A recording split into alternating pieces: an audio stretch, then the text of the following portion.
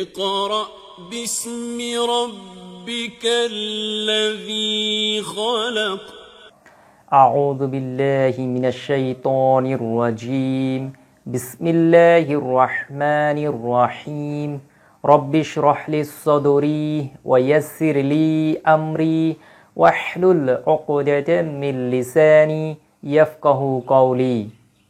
সলাত অনুধাবন কোর্সের আজকের ক্লাসে আপনাদের সবাইকে স্বাগত জানাচ্ছি। আজকের ক্লাসে আমরা তাশাহুদ এর প্রতিটি শব্দের অর্থ এবং এর গ্রামাটিক্যাল বিশ্লেষণ জানার চেষ্টা করব ইনশাআল্লাহ। ওয়া মা তাওফিকি ইল্লা বিল্লাহ আলাইহি তাওয়াক্কালতু ওয়া ইলাইহি উনীব। তো আমরা তাশাহুদ এর প্রথম অংশ এই জায়গায় লেখা আছে। তো আমরা যদি দেখি যে তাশাহুদ এর প্রথম অংশটা হচ্ছে এই জায়গায় আত-তাহিয়াতু লিল্লাহি ওয়াস-সালাওয়াতু ওয়াত-তাইয়্যিবাত আসসালামু আলাইকা আইয়ুহান নাবিয়্যু ওয়া রাহমাতুল্লাহি ওয়া বারাকাতুহু আসসালামু আলাইনা ওয়া আলা ইবাদিল্লাহিস সালিহিন। এই অংশটা পর্যন্ত। তো আমরা প্রথম শব্দটা যদি দেখি যে প্রথম শব্দটা হচ্ছে কি আত-তাহিয়াতু।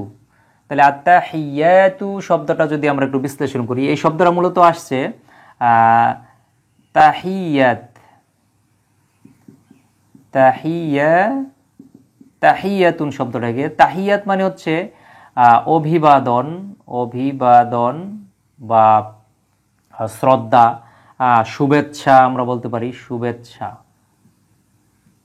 শুভেচ্ছা বা অভিবাদন এটা হচ্ছে তাহিয়াত। তো তাহিয়াত শব্দটা আমরা দেখতে পাচ্ছি যে এর শেষে আছে গুলতা। তো আমরা জানি যে গুলতা যদি থাকে কোনো ইসেমের শেষে তাহলে সেটা মুয়ান্নাস, অর্থাৎ স্ত্রীবাচক শব্দ। যেহেতু আরবিতে জিন্স বা জেন্ডার হচ্ছে দুই প্রকার, একটা হচ্ছে মুযাক্কার আর একটা হচ্ছে মুয়ান্নাস। অর্থাৎ যে কোনো শব্দ, সেটা ব্যক্তি হতে পারে, সেটা বস্তু হতে পারে, এই ব্যক্তি বস্তু যাই হোক, বা যেটা দেখা যায় না এমন কোনো বিষয়ও থাকতে পারে, গুণবাচক কোনো নামও থাকতে পারে, সেগুলো হয় মুযাক্কার না হয় মুয়ান্নাস, হয় স্ত্রীবাচক না হয় পুরুষবাচক। সেটা ফিজিক্যালি পুরুষ বা ফিজিক্যালি নারী হতে হবে বিষয়টা তা না, যে কোনো একটা শব্দ সেটা অর্থগতভাবে স্ত্রীবাচক হয়ে যাবে বা পুরুষবাচক হয়ে যাবে। তো শেষে দেখতে পাচ্ছি আমরা গুলতা। তো গুলতা থাকলে সেটা হচ্ছে স্ত্রীবাচক এবং এক বচনে থাকে, সিঙ্গুলার ফরম্যাটে আছে। তো আমরা যদি এর বহুবচন করি, যেমন তাহিয়াত, তখন এই গুলতাকে আমরা যদি লম্বাতা এবং তার পূর্বে এক আলিফ টান যোগ করি, অর্থাৎ এই গুলতা এর পূর্বে যদি আমরা এক আলিফ টান যোগ করে গুলতাটাকে লম্বাতায় পরিণত করি তাহলে সেটা বহুবচন হয়ে যাবে। তাহলে আমরা লিখতে পারি তাহি, এক আলিফ টান যোগ করে দিলাম আর লম্বাতা দিয়ে দিলাম, এই যে তাহি ইয়ার সাথে এক আলিফ যোগ করে দিছি আমরা টান দিয়ে, আর এই জায়গায় আমরা লম্বাতা দিয়ে দিলাম। তাহলে তাহিয়াতুন মানে হচ্ছে অনেক অভিবাদন, অনেক প্রশংসা, অনেক শুভেচ্ছা, এই কথাটা আসবে। তো এই তাহিয়াতুন এর পূর্বে কি করা হয়েছে, আবার আমরা দেখতে পাচ্ছি যে এর পূর্বে আলিফ লাম যোগ করা হচ্ছে। সরি, এই হাটা হবে হায়ে হতি, হাটা ভুল হয়েছে, হা হবে হা। তাহিয়াত। তো এর পূর্বে কি করা হচ্ছে, আলিফ লাম যোগ করা হয়েছে। তা আলিফ লাম যোগ করে একে কি করা হয়েছে, আমরা জানি যে কোনো ইসেমের পূর্বে যদি আলিফ লাম যোগ করা হয় তাহলে সেটা মারিফাত হয়ে যায়, অর্থাৎ সেটা নির্দিষ্ট হয়ে যায়। ইংরেজিতে যেমন কোনো একটা নাউনকে নির্দিষ্ট করার জন্য, ডেফিনিট করার জন্য আমরা যে কোনো একটা ইনডেফিনিট যেই নাউন থাকে সেই নাউনের পূর্বে দা যোগ করে দেই, যেমন দা বুক, বইটি নির্দিষ্ট করা হয়, ডেফিনিট আর্টিকেল হয়। তো আরবিতেও কোনো একটা ইসেমের পূর্বে যদি আলিফ লাম বসানো হয় তাহলে সেটা মারিফাত বা ডেফিনিট হয়ে যায়, নির্দিষ্ট হয়ে যায়। তবে আরেকটু কাজ করতে হয় আলিফ লাম বসালে, সেটা হচ্ছে আলিফ লাম যদি কোনো ইসেমের আগে বসে তাহলে আরবি হরফগুলা, এখন আরবি হরফের পূর্বে আলিফ লাম আসলে সেটি উচ্চারিত হবে, মানে আলিফ লামের উচ্চারণ হবে না হবে না, তার উপর ভিত্তি করে আরবি বর্ণমালার প্রতিটি হরফকে দুই ভাগে ভাগ করা হয়। একটা হচ্ছে আল হুরুফুস শামসিয়াত বা সূর্যাক্ষর, আর একটা হচ্ছে আল হুরুফুল কমারিয়াত বা চন্দ্রাক্ষর। তো যেগুলো সূর্যাক্ষর, সেই সূর্যাক্ষরের পূর্বে যদি আলিফ লাম আসে তাহলে আলিফ লামের উচ্চারণ হয় না, বরং ওই হরফের উপর একটা তাসদিদ চলে আসে। আবার যে হরফগুলা কমারি, তাদের পূর্বে যদি আলিফ লাম আসে তাহলে আলিফ লামের উচ্চারিত হয়। হ্যাঁ,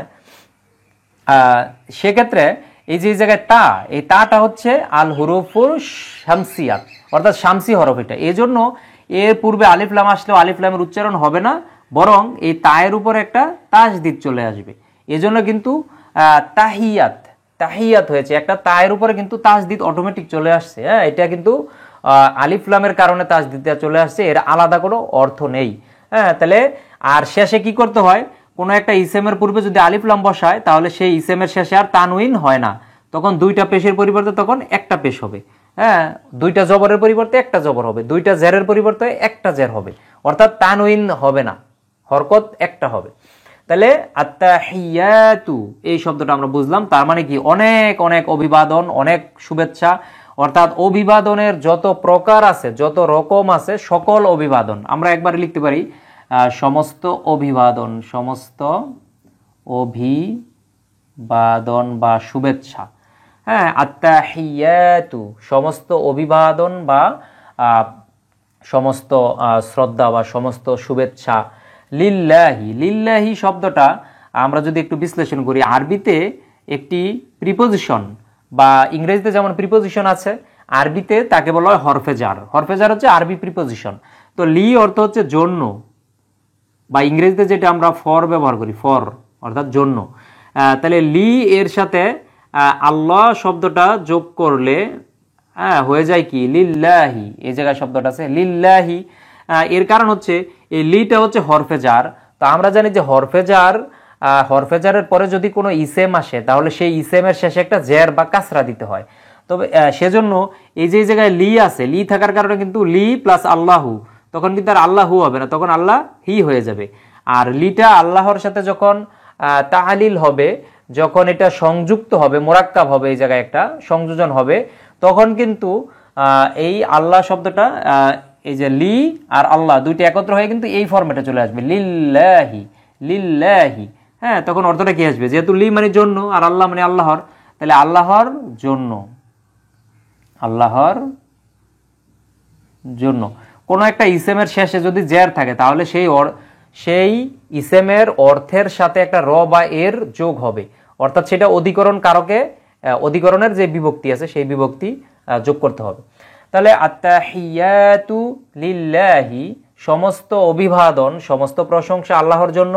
ওয়া, ওয়া অর্থ হচ্ছে এবং, এবং এটা হচ্ছে হরফে আতফু বলা হয়, অর্থাৎ এটা হচ্ছে কোঅর্ডিনেটিং কনজাংশন। আরবিতে কোরআন মাজিদে ওয়াটার দুইটা অর্থ আসে, কখনো ওয়াতুল কসম বলা হয়, অর্থাৎ ওয়া যখন হরফেজার হিসেবে ব্যবহৃত হয় তখন এর অর্থ হয় কসম করা বা শপথ করা, যেমন ওয়াত্তিনি শপথ তিনের, ওয়াজ্জাইতুনি শপথ জাইতুনের, তারপরে ওয়াল আসরি শপথ সময়ের, হ্যাঁ, ওয়াসসামাই যাতিল বুরুজ শপথ দুর্গ বিশিষ্ট আকাশের। এই যে এই ওয়াগুলা, এই ওয়া অর্থ কিন্তু শপথ করা। হ্যাঁ, ওয়াল আসরি শপথ সময়ের, কারণ কি এই ওয়াটা এই জায়গায় হরফে কসম অর্থাৎ শপথ হিসাবে আসছে, কারণ এটি হচ্ছে ওয়াতুল হরফে, ওয়াটা হচ্ছে হরফে জার, আর এই জায়গায় এই ওয়াটা হচ্ছে হরফে আতফু, আতফ, বা এটাকে বলা হয় কোঅর্ডিনেটিং কনজাংশন বা সংযোজক অব্যয়। এটি দুইটা ফ্রেজ, দুইটা ক্লোজ বা দুইটা ওয়ার্ডকে একত্র করে। হ্যাঁ, তাহলে এই ওয়া অর্থ হচ্ছে এবং। তাহলে ওয়াসসালাওয়াতু, সলাওয়াতু শব্দটা যদি আমরা একটু বিশ্লেষণ করি, সলাওয়াতু শব্দটা কিভাবে আসলো, আরবিতে তিন বর্ণ বিশিষ্ট একটি ভার্ব হচ্ছে সলিয়া। সলিয়া মানে হচ্ছে পিঠের মধ্যভাগ বাঁকা করা, পিঠের মধ্যভাগ বাঁকা করা, পিঠের মধ্যভাগ বাঁকা করা, অর্থাৎ পিঠের মধ্যভাগ বাঁকার মাধ্যমে যে ইবাদতটা করা হয়। হ্যাঁ, সলিয়া শব্দটা এটা আসছে। তো সলিয়া হচ্ছে একটা ভার্ব। তো এই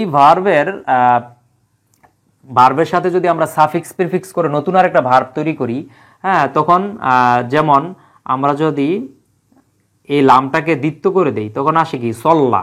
সল্লা মানে সলাত আদায় করা, সলাত আদায় করা বা নামাজ পড়া। হ্যাঁ, এই সল্লা, তো এই সল্লা এটা সলাত আদায় করা। এর যদি আমরা নাউন তৈরি করি, হ্যাঁ, নাউন হচ্ছে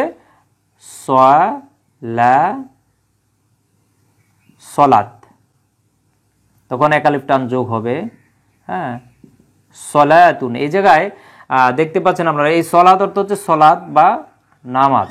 হ্যাঁ, এই সলাত, এই জায়গায় কিন্তু এই যে ওয়াটা আছে, ওয়ার উপরে কিন্তু কোনো হরকত নেই। হ্যাঁ, এই জন্য কিন্তু ওয়ার কোনো উচ্চারণও নেই। আমরা বলি কি সলাত, ওয়ার কোনো উচ্চারণ নেই। এই জন্য এই সলা ওয়াটা যে আলিফ মাকসুরা, সেজন্য আমরা এর উপরে কি করি, একটা একালিফ টান যোগ করে দিই। তো এই সলা ওয়াটা যখন আমরা একে প্লুরাল করি, এই যে আমরা দেখতে পাচ্ছি শেষে গুলতা, গুলতা হচ্ছে স্ত্রীবাচকের লক্ষণ, অর্থাৎ মুয়ান্নাসের আলামাত। হ্যাঁ, স্ত্রীবাচক শব্দ। তো একে যদি আমরা প্লুরাল করি, যেহেতু এই জায়গায় প্লুরাল শব্দ ব্যবহার করা হয়েছে, তখন হবে কি ওয়ার সাথে একালিফ টান যোগ হবে। একালিফ টান আমরা উপরে খাড়া জবর দিয়ে দিতে পারি, অথবা আমরা এভাবে একালিফ টান টেনেও দিতে পারি, আর গুলতাটা লম্বাতা করে দিতে পারি, সলাওয়াতুন। হ্যাঁ, সলাওয়াতুন মানে তখন কি হবে, অনেক সলাত, মানে সলাতের বহু বচন। হ্যাঁ, তাহলে সলাতের বহু বচন সলাত আমরা লিখলাম, সলাতের বহু বচন হিসাবে আছে। হ্যাঁ, সলাত সমূহ আমরা লিখতে পারলাম, সলাত সমূহ। তাহলে আত্তাহিয়াতু লিল্লাহি, সমস্ত অভিবাদন আল্লাহর জন্য, ওয়াসসালাওয়াতু একালিফ টান, ওয়ার উপর একালিফ টান আছে। অনেকে কিন্তু আমরা এই বিষয়গুলো খেয়াল করি না, যেহেতু এটা আমরা প্লুরাল করব, এটা জমা আকারে আছে, অর্থাৎ প্লুরাল। হ্যাঁ, প্লুরাল আদতে আছে, হ্যাঁ বচনে আছে, সেজন্য একালিফ টান কিন্তু আছে প্রত্যেকটার সাথে, কিন্তু একালিফ টান তারপরে লম্বাতা, এজন্য এটা বহুবচন হয়েছে। হ্যাঁ, ওয়াসসালাওয়াতু সমস্ত সলাত, হ্যাঁ আল্লাহর জন্য, যেহেতু আগে লিল্লাহ শব্দটা কমন নেওয়া আছে, তারপরে আবারও আছে ওয়া, ওয়া অর্থ হচ্ছে এবং। হ্যাঁ, ওয়াত্তয়্যিবাতু একালিফ টান যোগ করা আছে বায়ের সাথে। আমরা যদি তয়্যিবাত শব্দটা বিশ্লেষণ করি, আরবিতে 3 বর্ণ বিশিষ্ট মূল ভার্ব হচ্ছে তওবা। তওবা মানে সুখী হওয়া, তওবা মানে সুখী হওয়া বা ভালো হওয়া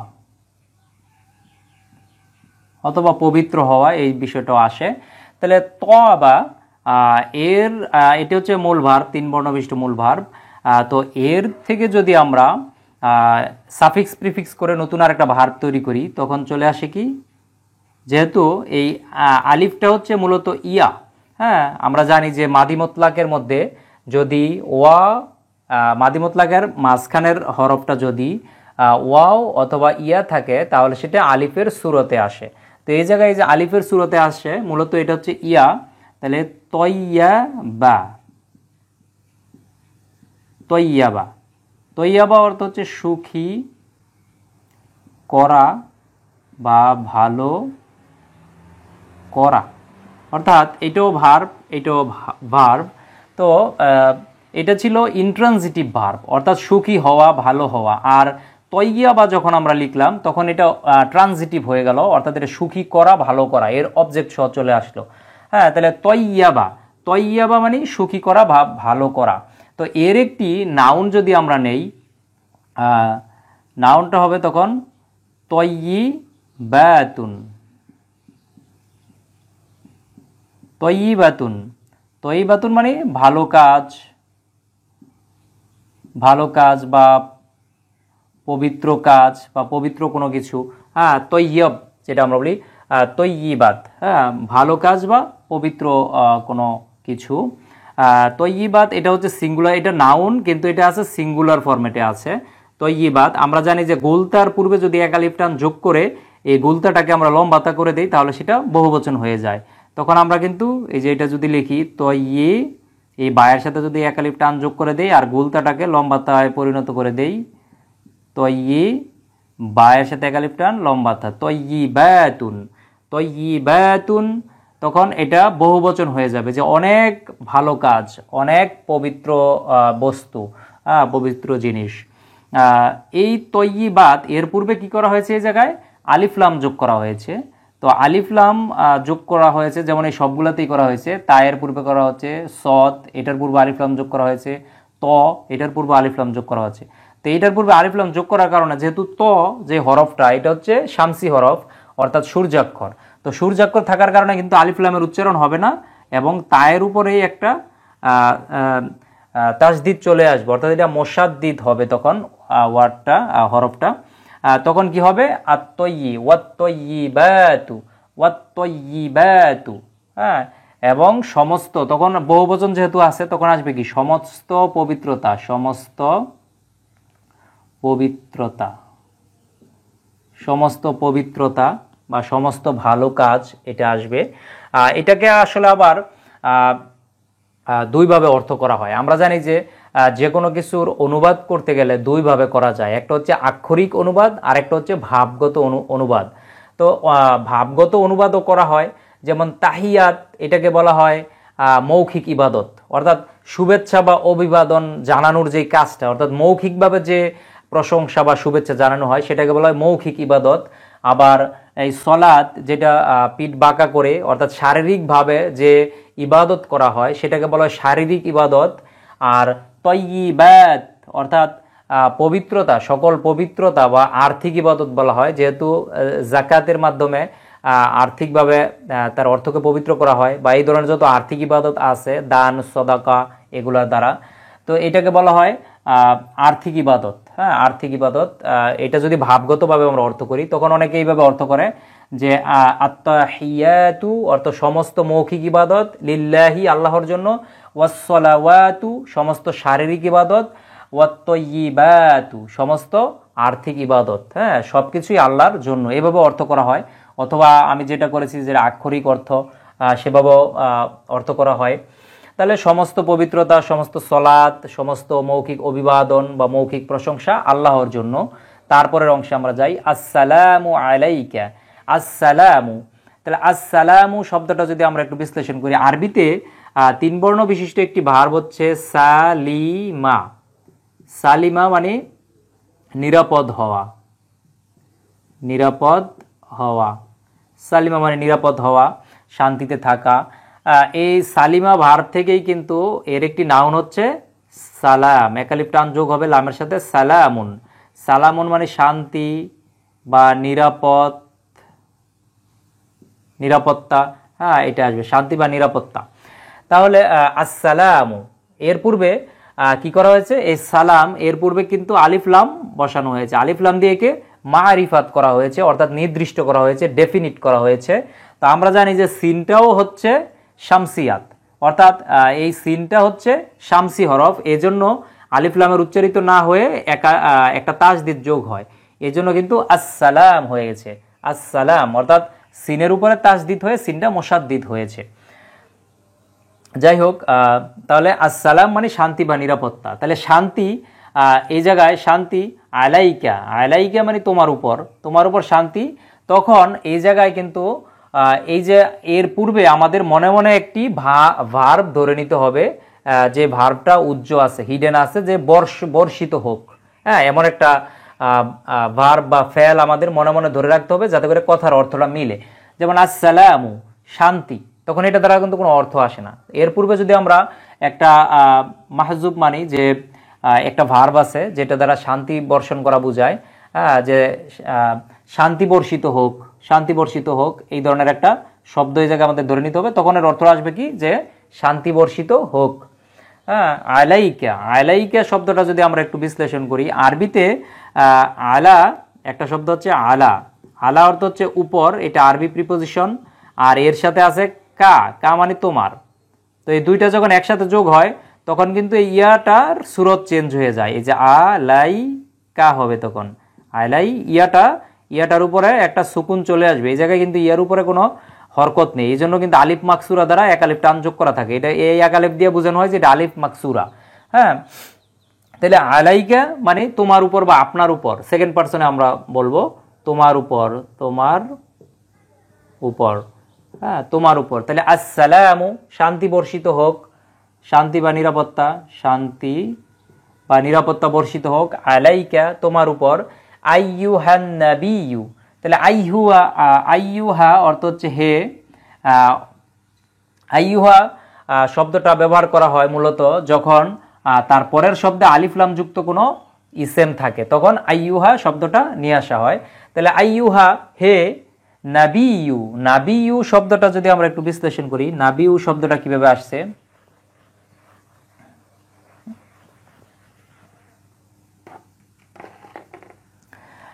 আরবিতে 3 বর্ণ বিশিষ্ট যদি আমরা ভার্বটা দেখি, যেমন না বা আ, নাবা আ 3 বর্ণ বিশিষ্ট ভার্ব। নাবা আ মানে হচ্ছে উদ্গত হওয়া,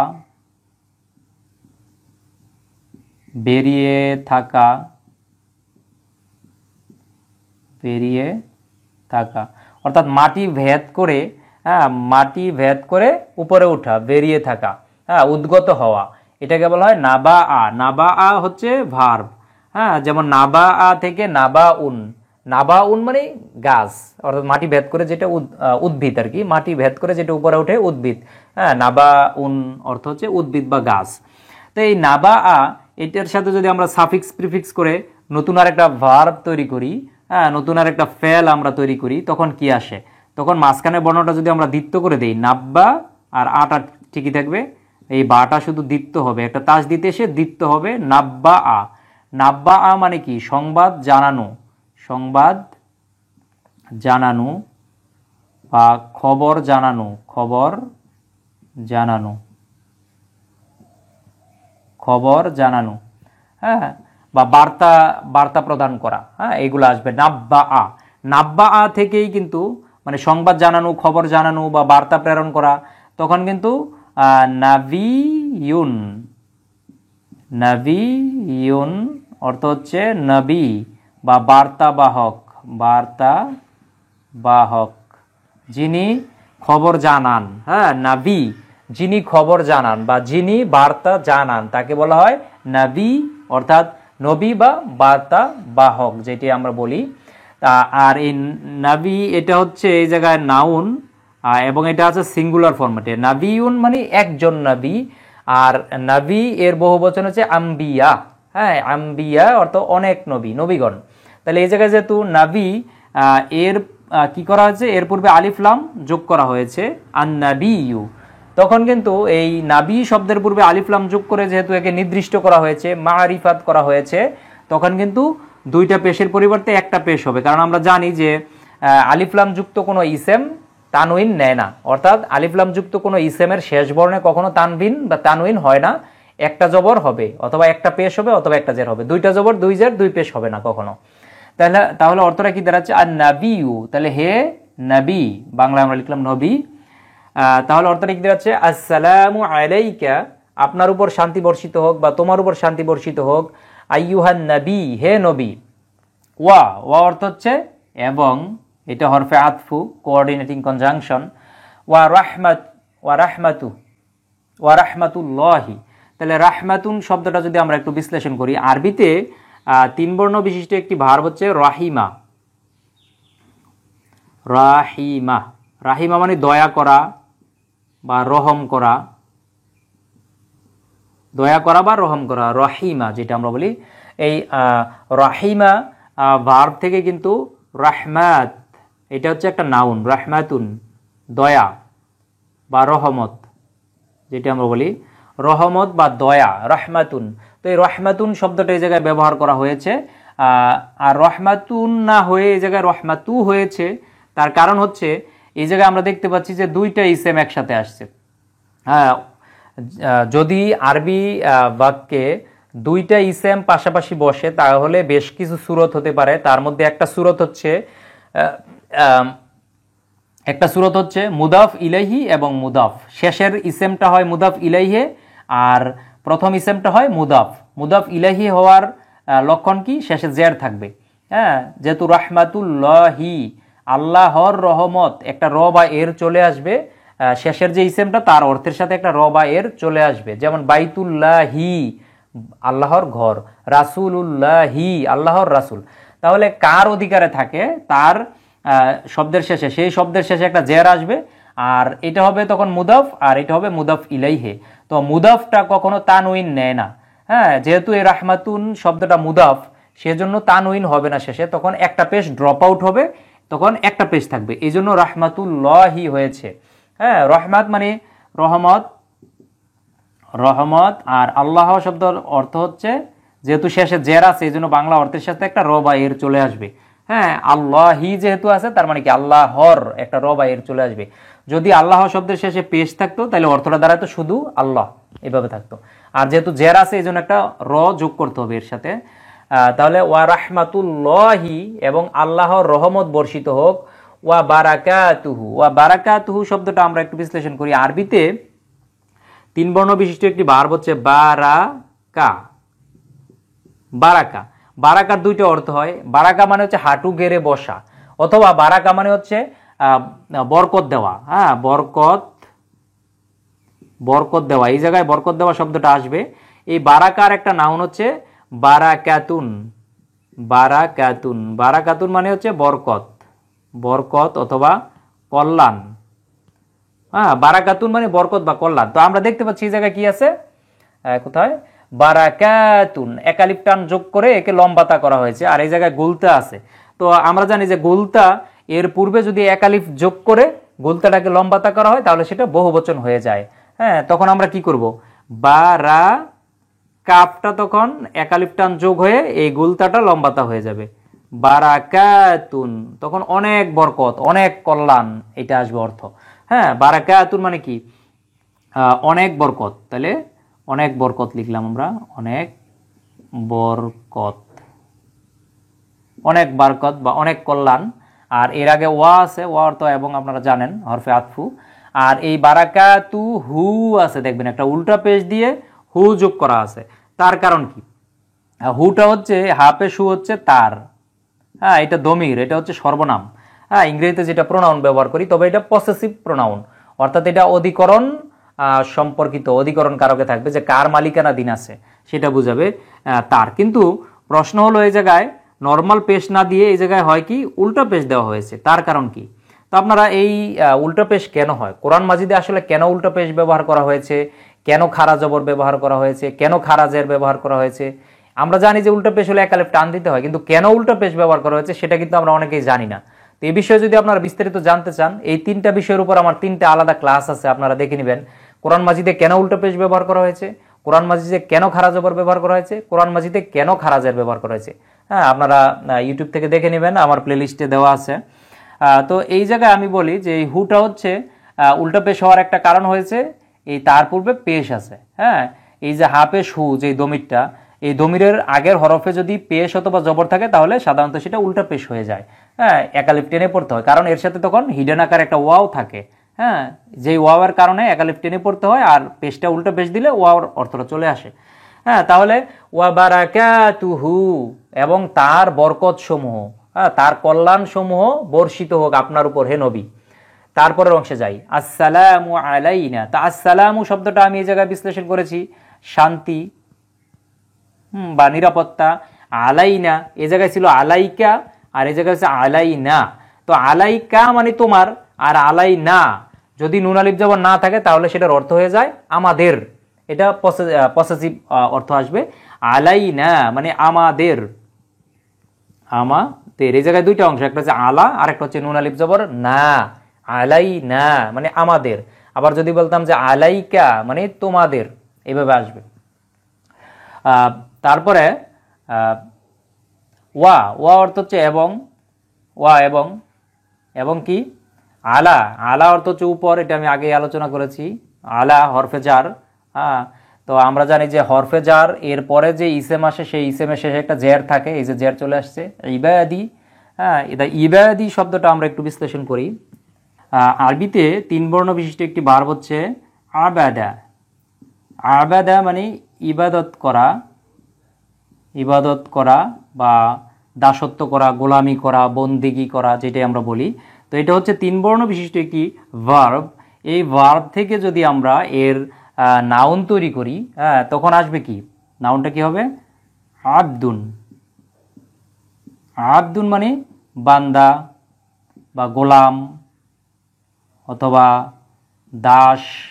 হ্যাঁ, যে দাসত্ব করে, গোলামি করে বা বন্দিগি করে, হ্যাঁ, তাকে বলে বান্দা বা ইবাদতকারী বলতে পারি। হ্যাঁ, আবদুন এটা হচ্ছে নাউন, তবে এটা হচ্ছে সিঙ্গুলার নাউন, অর্থাৎ এই আবদুন দ্বারা একজন বান্দা, একজন গোলাম অথবা একজন দাসকে ইন্ডিকেট করে। তো এই আবদুনের বহুবচন হচ্ছে ইবাদুন। ইবাদুন শব্দের অর্থ হচ্ছে অনেক গোলাম, অনেক বান্দা। হ্যাঁ, তাহলে এই ইবাদুন না হয়ে এই জায়গায় কি হয়েছে, ইবাদি হয়েছে। তার কারণ কি? তার কারণ হলো এই যে আগে আছে আলা, আলা হচ্ছে হরফে জার, আরবি প্রিপোজিশন। তো এই আলা এরপরে যদি কোনো ইসেম আসে, সেই ইসেমের শেষে একটা জের দিতে হয়। এই জন্য কিন্তু এই ইবাদুন না হয়ে ইবাদি হয়েছে।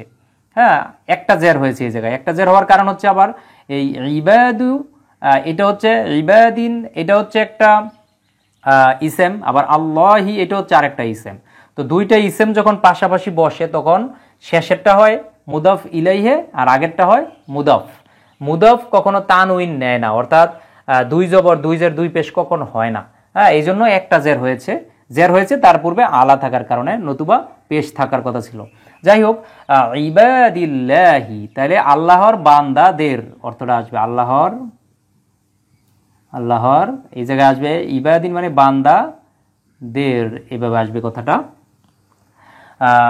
ওয়া আলা ইবাদিল্লাহি সলিহিন, সলিহিন শব্দটা যদি আমরা একটু বিশ্লেষণ করি, আরবিতে তিন বর্ণ বিশিষ্ট যদি আমরা সলিহিন থেকে এর মাদ্দার হরফটা নেই, সদ, লাম এবং হা, এই তিনটা হচ্ছে মাদ্দার হরফ। তো মাদ্দার হরফগুলো যদি আমরা সাজাই, স লি হা, সলিহা, সলিহা মানে সৎকর্মশীল হওয়া, সৎকর্মশীল হওয়া। হ্যাঁ, সৎকর্মশীল হওয়া, এটা হচ্ছে ভার্ব বা ফ্যাল, যেটা আরবিতে বলি ফ্যাল, ইংরেজিতে বলা হয় ভার্ব। তাহলে সলিহা মানে সৎকর্মশীল হওয়া, এটা হচ্ছে নর্মাল ভার্ব। তো এর যদি আমরা নাউন তৈরি করি, অর্থাৎ এর যদি আমরা ফেল থেকে যদি এর ফায়েল তৈরি করি, তাহলে কি আসে? আমরা জানি যে তিন বর্ণ বিশিষ্ট ভার্বের ক্ষেত্রে প্রথম বর্ণের সাথে এক আলিফ টান যোগ করে দিতে হয়, আর বাকিগুলা শেষ ঠিকই থাকে, শুধু হরকতটা চেঞ্জ হয়। সলিহুন অর্থাৎ সৎকর্মশীল, সৎকর্মশীল ব্যক্তি, এটা নাউন এবং এটা একজনকে ইন্ডিকেট করবে। সলিহুন সৎকর্মশীল ব্যক্তি, ঠিক আছে? তিন বর্ণ বিশিষ্ট যে কোনো ভার্বের প্রথম বর্ণের সাথে এক আলিফ টান যোগ করে দ্বিতীয় বর্ণের সাথে জের দিলে সেটা নাউন হয়ে যায়।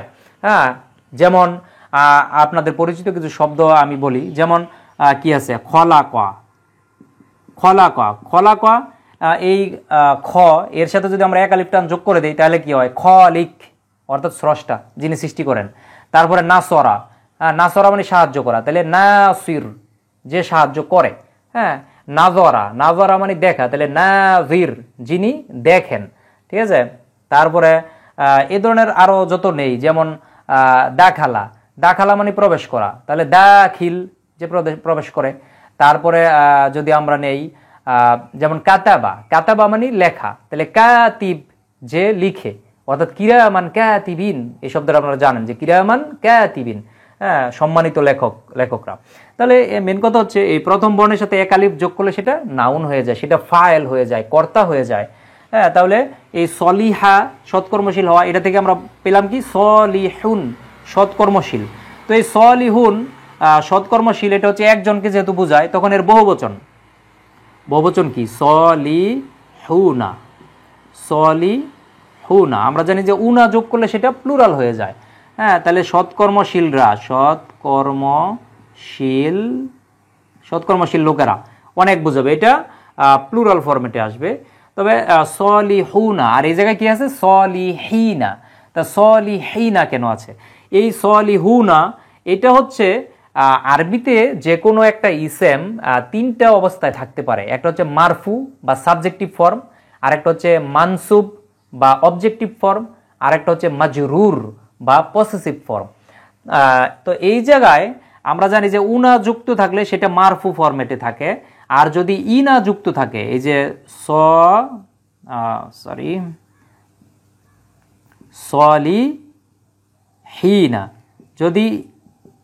সলিহিনা, যদি ইয়া নুন যুক্ত থাকে তাহলে সেটা অবজেক্টিভ এবং পসেসিভ দুইটা ফরম্যাটই থাকে, অর্থাৎ দুইটা ফরম্যাটের একই রূপ। অবজেক্টিভ এবং পসেসিভ দুইটা ফরম্যাটের রূপই হচ্ছে ইয়া নুন, আর সাবজেক্টিভের রূপ হচ্ছে ওয়াও নুন। শেষে ওয়াও নুন থাকলে সেটা সাবজেক্টিভ, যেমন মুমিনুনা, মুমিনিনা, মুমিনুনা এটা সাবজেক্টিভ, আর মুমিনিনা এটা অবজেক্টিভ এবং পসেসিভ। হ্যাঁ, তো এই ধরনের মুশরিকুনা এটা সাবজেক্টিভ, মুশরিকিনা এটা অবজেক্টিভ এবং পসেসিভ। যাই হোক, তো এই জায়গায় এটা অবজেক্টিভ এবং পসেসিভ এটা হিসাবে ব্যবহার করা হয়েছে, পসেসিভ ফরম্যাটে ব্যবহার করা হয়েছে, মাজরুর ফরম্যাটে। তাহলে সালিহিন মানে সৎকর্মশীল লোকদের, সৎকর্মশীল ব্যক্তিরা, হ্যাঁ এটা আমরা ব্যক্তিদের এটা দিলাম, ব্যক্তিদের, সৎকর্মশীল ব্যক্তিদের। তাহলে অর্থটা কি দাঁড়ায়, আমরা সম্পূর্ণ অর্থটা করি এই প্রথম অংশের। আত্তাহিয়াতু সমস্ত অভিবাদন বা মৌখিক ইবাদত, লিল্লাহি আল্লাহর জন্য, ওয়াসসালাওয়াতু এবং সমস্ত শারীরিক ইবাদত অথবা সমস্ত সলাৎসমূহ আল্লাহর জন্য, ওয়াত্তাইয়িবাতু সমস্ত পবিত্রতা বা সমস্ত আর্থিক ইবাদত আল্লাহর জন্য। আসসালামু আলাইকা আপনার উপর শান্তি বর্ষিত হোক, আইয়ুহান নবী হে নবী, ওয়া রাহমাতুল্লাহি এবং আল্লাহর রহমত, ওয়া বারাকাতুহু এবং তার বরকত বর্ষিত হোক। আসসালামু আলাইনা শান্তি বর্ষিত হোক আমাদের উপর, ওয়া আলা ইবাদিল্লাহিস সলিহিন এবং আল্লাহর সলিহিন বান্দাদের উপরও সালাম বা শান্তি বর্ষিত হোক। আরেকটা কথা এই জায়গায় আমি অ্যাড করি, সেটা হচ্ছে এই তাশাহুদের এই জায়গায় তিনটা পার্ট আছে। তিনটা পার্ট হচ্ছে যেমন এই অংশটা আত্তাহিয়াতু লিল্লাহি ওয়াসসালাওয়াতু ওয়াত্তাইয়িবাত, এই অংশটা হচ্ছে রাসূলুল্লাহ সাল্লাল্লাহু আলাইহি সাল্লামের কথা। রাসূলুল্লাহ সাল্লাল্লাহু আলাইহি সাল্লাম প্রথম এই কথাটা বলেন, এটা মেরাজের পর থেকে এসেছে। যেমন আল্লাহ রাসূল প্রথম বলেছেন কি আত্তাহিয়াতু লিল্লাহি ওয়াসসালাওয়াতু ওয়াত্তাইয়িবাত, যে সমস্ত অভিবাদন বা মৌখিক ইবাদত, সমস্ত সলাত বা শারীরিক ইবাদত এবং সমস্ত পবিত্রতা বা আর্থিক ইবাদত সবকিছুই আল্লাহর জন্য। যখন তিনি এই কথাটা বললেন তখন আল্লাহ রাব্বুল আলামিনের কথাটা হচ্ছে এইটুকু, যে আসসালামু আলাইকা আইয়ুহান নাবিয়্যু ওয়া রাহমাতুল্লাহি ওয়া বারাকাতুহু। হ্যাঁ এই অংশটা হচ্ছে আল্লাহ রাব্বুল আলামিনের কথা, হ্যাঁ যে আসসালামু আলাইকা আপনার উপর শান্তি বর্ষিত হোক বা তোমার উপর শান্তি বর্ষিত হোক, আইয়ুহান নবী হে নবী, ওয়া রাহমাতুল্লাহি আল্লাহর রহমত, ওয়া বারাকাতুহু এবং তার বরকত সমূহ আপনার উপর বর্ষিত হোক। তারপরের অংশটা আমরা যারা সলাতে আমরা যারা তাশাহুদ পড়ি, তাশাহুদ এই অংশটা আমরা নিজেদের জন্য পড়ি এবং যারা আল্লাহর সলেহ বান্দা তাদের জন্য দোয়া করি।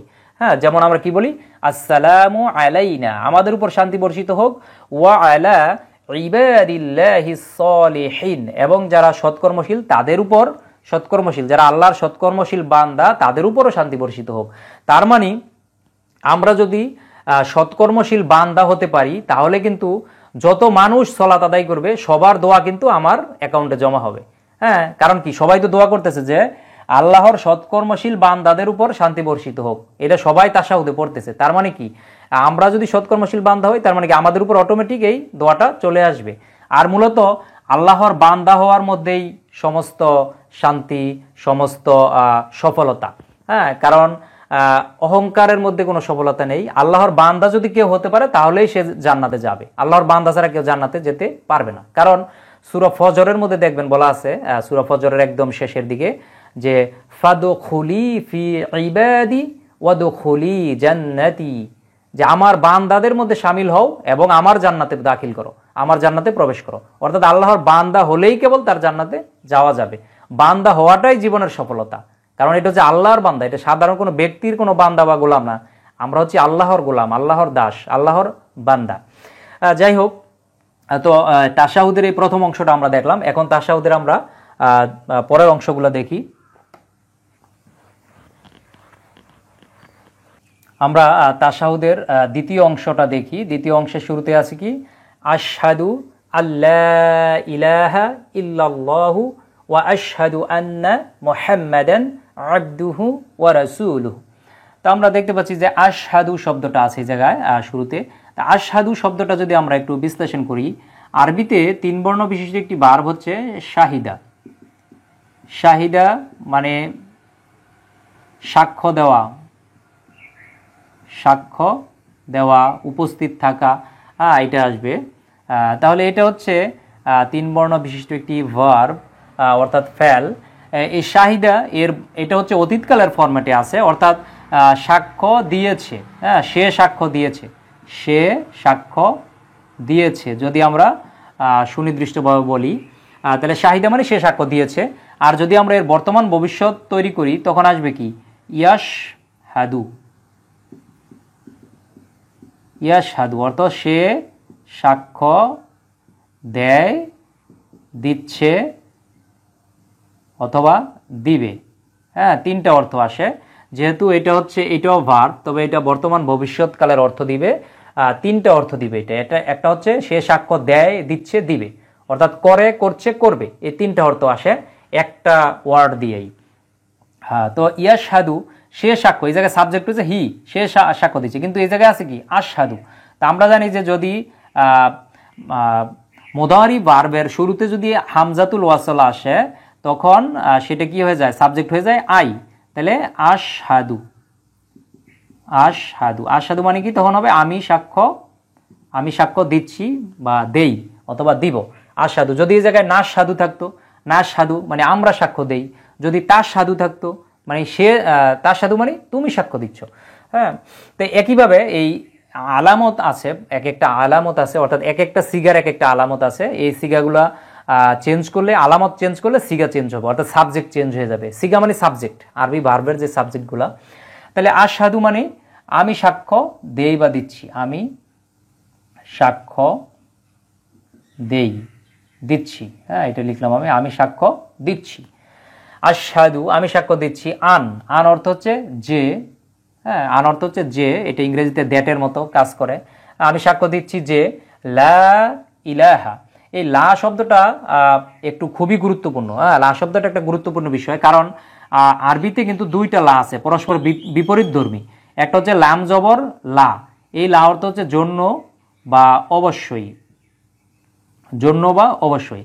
আরেকটা আছে লামের সাথে এক আলিফ টান যোগ করা থাকে, লা।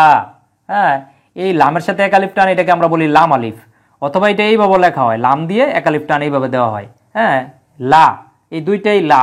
এই লা অর্থ হচ্ছে না। তো এই জন্য বিষয়টা দেখতে হবে, কারণ দুইটা বিপরীত ধর্মী অর্থ। এক লা অর্থ জন্য বা অবশ্যই, অর্থাৎ এটা অ্যাফার্মেটিভ টাইপের, হা বোধক। আর লা অর্থ হচ্ছে না, অর্থাৎ এক আলিফ টান যোগ থাকলে এটার অর্থ হচ্ছে না, আর যদি টান যোগ না থাকে তাহলে এটার অর্থ হচ্ছে হা বা অবশ্যই। তাহলে আমরা এই জায়গায় দেখতে পাচ্ছি, এই জায়গায় আছে লামের সাথে এক আলিফ যোগ করা আছে, লা অর্থ হচ্ছে না। হ্যাঁ, এখন কেউ যদি এই জায়গায় লায়ের মধ্যে টান না দেয় তখন অর্থ চেঞ্জ হয়ে বিপরীত অর্থ, অর্থাৎ শিরক হয়ে যাবে তখন। হ্যাঁ, কারণ লা ইলাহা অর্থাৎ ইলাহা আছে, ইল্লাল্লাহ, তখন অর্থ আসবে কি যে আল্লাহ ছাড়া। হ্যাঁ, তো এটা কেমন কথা, শিরক হয়ে যায়। এই জন্য এই জায়গায় টান দিতে হবে, যেহেতু এই জায়গায় মিনিমাম এক আলিফ টান। হ্যাঁ, অর্থাৎ শিরক থেকে বাঁচতে হলে এই লা অর্থ হচ্ছে না, যে আল্লাহ ছাড়া কোনো ইলাহা নেই। আর এই জায়গায় তাজউইদের নিয়ম অনুযায়ী কিন্তু এই জায়গায় তিন আলিফ টান দিতে হবে। কারণ কি, কারণ আমরা জানি যে এই যে লামের সাথে এক আলিফ যোগ করা হয়েছে, অর্থাৎ এটা মাদ্দের হরফ। মাদ্দের হরফের পরের শব্দের শুরুতে যদি হামজা থাকে তাহলে কিন্তু মাদ্দে মুনফাসিলাত, যেটা তিন আলিফ টেনে পড়তে হয়, তখন কিন্তু এই তিন আলিফ টেনে পড়তে হবে। হ্যাঁ, তিন আলিফ টানের একটা চিহ্ন দেওয়া থাকবে, যেভাবে তিন আলিফ টানের একটা চিহ্ন দেওয়া থাকবে। তাহলে আশহাদু আল্লা ইলাহা, হ্যাঁ, যে আমি সাক্ষ্য দিচ্ছি যে কোনো ইলাহা নাই ইল্লাল্লাহ, আল্লাহ ছাড়া। তো আমরা ইলাহা শব্দটা একটু বিশ্লেষণ করি। আরবিতে তিন বর্ণ বিশিষ্ট একটি ভার্ব হচ্ছে আলাহা। আলাহা মানে উপাসনা করা, উপাসনা করা, ভক্তি করা, শ্রদ্ধা করা, ইবাদত করা, সবগুলোই আসে। এই আলাহা ভার্বের একটা নাউন হচ্ছে ইলাহুন। ইলাহুন মানে হচ্ছে উপাস্য, উপাস্য। হ্যাঁ, আমরা লিখতে পারি উপাস্য, বা যার কাছে বিপদে পড়লে মানুষ যার কাছে আশ্রয় চায় তাকেই বলে ইলা। আর ইলা শব্দটা একটা ব্যাপক অর্থ দেয়। ইলা শব্দের অর্থ হচ্ছে আইনদাতা, বিধানদাতা। হ্যাঁ, যিনি বিধিবিধান দিয়ে থাকেন। হ্যাঁ, সেটা হচ্ছে উপাস্য। ইলাহুন, ইলাহুন মানে নর্মালি আমরা উপাস্য বলি, কিন্তু অর্থের ব্যাপকতা আছে আমি বললাম। তাহলে ইলাহুন, এই জায়গায় ইলাহুন না হয়ে কি হয়েছে, ইলাহা হয়েছে। অর্থাৎ পেশের পরিবর্তে কি হয়েছে, এই জায়গায় দম্মার পরিবর্তে ফাতহা হয়েছে, জবর হয়েছে। হ্যাঁ, তার কারণ কি, কারণ হচ্ছে আরবিতে যে লা আছে, এই লায়ের পরে যে ইসেমটা আসে সেই ইসেমের শেষে একটা কাসরা, সেই ইসেমের শেষে একটা নসব দিতে হয়। অর্থাৎ লা পরবর্তী ইসেমকে নসব দেয়। হ্যাঁ, নসব দেয় মানে জবর দেয় আর কি। যেমন আমরা পড়ি লা হাওলা, অর্থাৎ কোনো হাওলা নাই, হ্যাঁ, কোনো অবস্থা নাই। ওয়ালা কুওয়াতা, এবং কোনো শক্তি নাই। এই যে তা লা হাওলা ওয়ালা কুওয়াতা, এই লায়ের পরে কিন্তু এক জবর আসতেছে পরের ইসেমগুলাতে। তাহলে লা ইলাহা, কোনো ইলাহা নেই, উপাস্য লিখলাম আমি, উপাস্য বা বিধানদাতা নেই, ইল্লাল্লাহ, ইল্লা অর্থ হচ্ছে ব্যতীত বা ছাড়া, ব্যতীত, আর আল্লাহ শব্দের অর্থ আল্লাহ। হ্যাঁ, তবে আল্লাহ শব্দের শেষে যেহেতু পেশ আছে তার মানে এটা সাবজেক্টিভ ফর্মে আছে।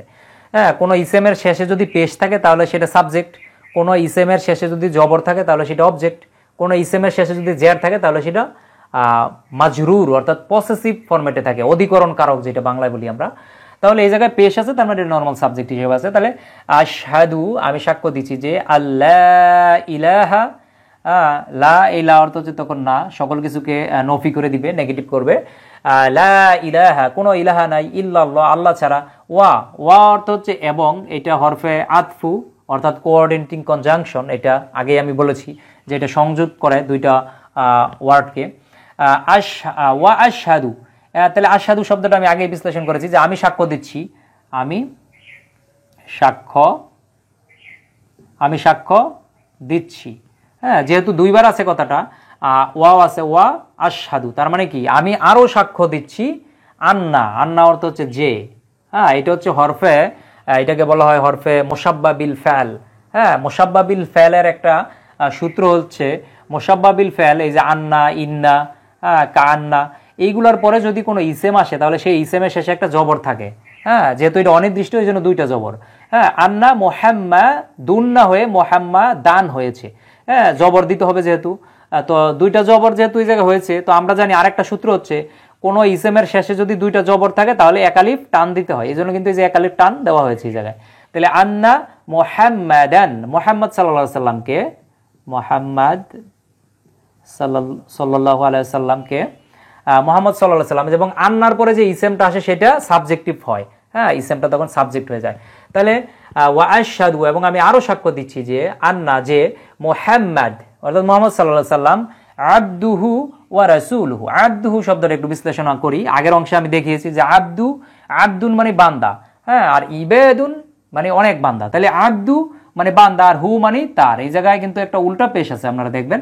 তো উল্টা পেশের ব্যবহারটা দেখে নেবেন, কারণ কোরআন মাজিদে কেন উল্টা পেশ ব্যবহার করা হয়েছে সেটার উপর আমার আলাদা একটা ক্লাস আছে, আমার প্লেলিস্টে দেওয়া আছে, আপনারা সেটা দেখে নেবেন। তাহলে আবদুহু মানে তার বান্দা, হু মানে তার, এটা হচ্ছে দমির বা সর্বনাম। হ্যাঁ, তাহলে তার বান্দা, ওয়া অর্থ হচ্ছে এবং, আর রাসূল অর্থ হচ্ছে রাসূল, এটা আলাদা বিশ্লেষণ করার কিছু নয়। যেমন রাসিলা, এটা আসছে মূলত রাসিলা শব্দ থেকে। রাসিলা মানে হচ্ছে কেশ লম্বা করা, কেশ বা চুল লম্বা করা। হ্যাঁ, অথবা এটা দ্বারা বার্তা প্রেরণ করাও বোঝায়। এই রাসিলা থেকেই কিন্তু রাসূল শব্দ আসছে। রাসূলুন মানে হচ্ছে বার্তাবাহক বা রাসূল, যেটা আমরা বলি রাসূল। তবে এটা দ্বারা কিন্তু এটা নাউন এবং এটা কিন্তু সিঙ্গুলার। রাসূল মানে একজন রাসূল, কিন্তু এই রাসূলের পরিবর্তে যদি রুসুল বলি আমরা, হ্যাঁ, রুসুলুন, তো রুসুল হলে এটা কিন্তু তখন প্লুরাল হয়ে যাবে, অর্থাৎ রুসুল হচ্ছে প্লুরাল মানে অনেক রাসূল। আর রাসূল, হ্যাঁ, রাসূল এই জবর থাকলে হচ্ছে একজন আর পেশ থাকলে হচ্ছে বহুবচন। রসুল মানে অনেক রাসূল আর রাসূল মানে একজন রাসূল। তো এই জায়গায় রাসূল বলা হচ্ছে সিঙ্গুলার ফরম্যাটে, রাসূলুহু মানে তার। হ্যাঁ, এই যে জায়গায় একই নিয়মে উল্টা পেশ আসছে, যেহেতু আগের হরফে জবর বা পেশ থাকলে এই দমিরের হা পেশ হুটা তখন উল্টা পেশ হয়ে যায়। আর এই জায়গায় রাসূলুহু, হুটা তখন মুদাফ ইলাইহে, আর রাসূল হচ্ছে মুদাফ। তো মুদাফ কখনো তানউইন নেয় না, এই জন্য কিন্তু একটা পেশ হচ্ছে। রাসূলুন থেকে রাসূলু একটা পেশ হয়েছে, যেহেতু এটা মুদাফ আর এটা মুদাফ ইলাইহে। ঠিক আছে, তাহলে রাসূলুহু তার রাসূল, তার রাসূল। তাহলে আমরা অর্থটা কি দেখতে পাচ্ছি? আশহাদু আল্লা ইলাহা, আমি সাক্ষ্য দিচ্ছি যে কোনো ইলাহা নেই, ইল্লাল্লাহ আল্লাহ ছাড়া। ওয়া আশহাদু, এবং আমি আরো সাক্ষ্য দিচ্ছি যে আন্না যে মুহাম্মদ সাল্লাল্লাহু আলাইহি সাল্লাম আবদুহু তার বান্দা, ওয়া রাসূলুহু এবং তার রাসূল। তো যাই হোক, আমরা আজকে তাশাহুদ এর প্রতিটি শব্দের অর্থ এবং এর গ্রামাটিক্যাল বিশ্লেষণ জানার চেষ্টা করেছি। তো ধন্যবাদ সবাইকে। আসসালামু আলাইকুম ওয়া রাহমাতুল্লাহি ওয়া বারাকাতুহু। ইকরা বিসমি রাব্বিকাল্লাযী খালাক।